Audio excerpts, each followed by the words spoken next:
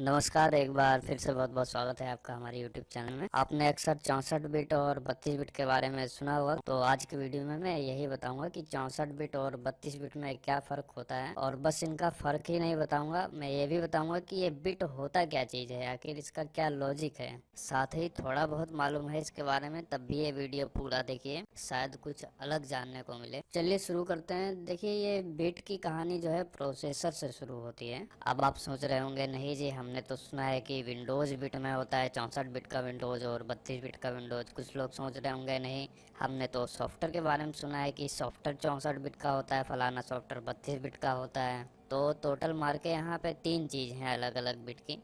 पहला तो कंप्यूटर का प्रोसेसर हो गया 64 बिट का 32 बिट का। उसके बाद आएगा आपका ऑपरेटिंग सिस्टम यानी कि विंडोज़ हो गया 64 बिट का 32 बिट का। और सबसे आखिरी में है जो आप अपने ऑपरेटिंग सिस्टम में सॉफ्टवेयर डालते हो या विंडोज़ में जो सॉफ्टवेयर डालते हो वो भी 64 और 32 बिट दोनों में आता है। अब इनमें से सबसे पहले आया प्रोसेसर 64 और 32 बिट के लिए। अब प्रोसेसर को हम खाली देख के करते क्या, हमें कंप्यूटर में कोई ऑपरेटिंग सिस्टम या विंडोज़ वगैरह डालना था, तो फिर प्रोसेसर के बाद 64 बिट प्रोसेसर के लिए आया 64 बिट का विंडोज़ और 32 बिट प्रोसेसर के लिए आया 32 बिट का विंडोज़। मैं बार बार विंडोज़ बोल रहा हूँ, आप इसकी जगह कोई दूसरा ऑपरेटिंग सिस्टम लेके समझ सकते हैं। अब हमारे पास प्रोसेसर आ गया है और विंडोज़ यानी कि ऑपरेटिंग सिस्टम आ गया है, कंप्यूटर तैयार हो गया है। लेकिन अब हमें कंप्यूटर में कोई सॉफ्टवेयर वगैरह डालना है, एग्जाम्पल के लिए जैसे एक्सेल डालना है, तो उसको भी 64 बिट वाले विंडोज़ के लिए 64 बिट वाला वर्जन बनाया गया और 32 बिट विंडोज़ वाले के लिए 32 बिट का वर्जन बनाया गया। तो इस तरह से सबसे पहले आया प्रोसेसर, फिर आया ऑपरेटिंग सिस्टम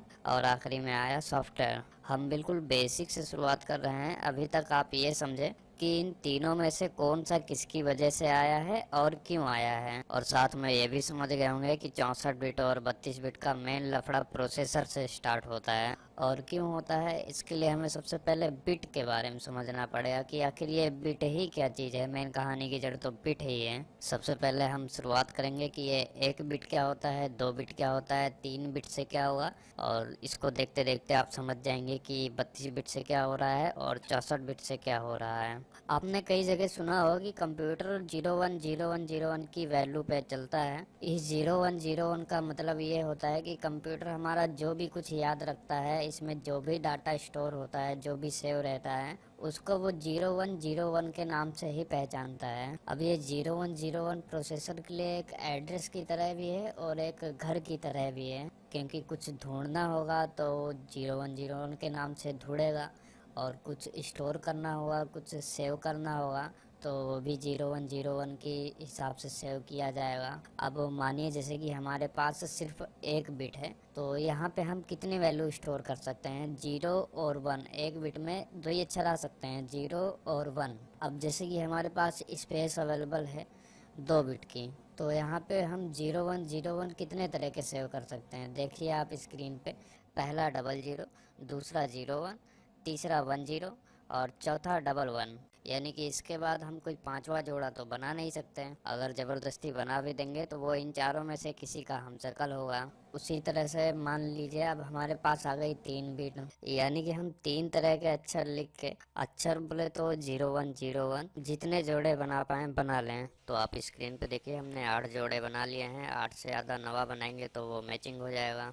अब इसी तरह से जैसे कि 4 बिट में 4 जीरो आ गए, जिनका इस्तेमाल करके 16 जोड़े बन जाएंगे। 5 बिट में 5 जीरो आ गए, जिनका इस्तेमाल करके 32 जोड़े बन जाएंगे। इसी तरह से 6 बिट में 6 अक्षर आ जाएंगे, 7 बिट में 7 अक्षर आ जाएंगे। और इनके जोड़े कितने बनेंगे, वो संख्या हर बार 2 से गुणे होती चली जाएगी। जैसा कि आपने अभी तक देखा, 1 बिट में 2 जोड़े थे, वो 2 से गुणा हुए, फिर 4 हो गए, फिर 2 से गुणा हुए 8 हो गए, फिर 16 हो गए, फिर 32 हो गए। इसी तरह से 32 अक्षरों का इस्तेमाल करके, यानी कि 32 बिट का इस्तेमाल करके कितने सेट निकलेंगे, कितने जोड़े निकलेंगे, मैं आपको मुंह से तो बता ही नहीं सकता। आप स्क्रीन पे देख सकते हैं कितना बड़ा नंबर है। अभी ये जो इतना बड़ा नंबर निकला है, ये है बाइट में। इसे हम याद तो रख नहीं सकते हैं, और लंबा इतना है कि बोलने में बार बार दिक्कत होगी, इसलिए हम इसे अब छोटा करेंगे, शॉर्ट फॉर्म में करेंगे। सबसे पहले हम इन्हें किलो बाइट में कन्वर्ट करेंगे, यानी कि केबी में। केबी में कन्वर्ट करने के लिए इसे 1024 से डिवाइड करना है, क्योंकि एक केबी के अंदर 1024 बाइट आती है। और फिर केबी भी बहुत बड़ा नंबर हो जाएगा,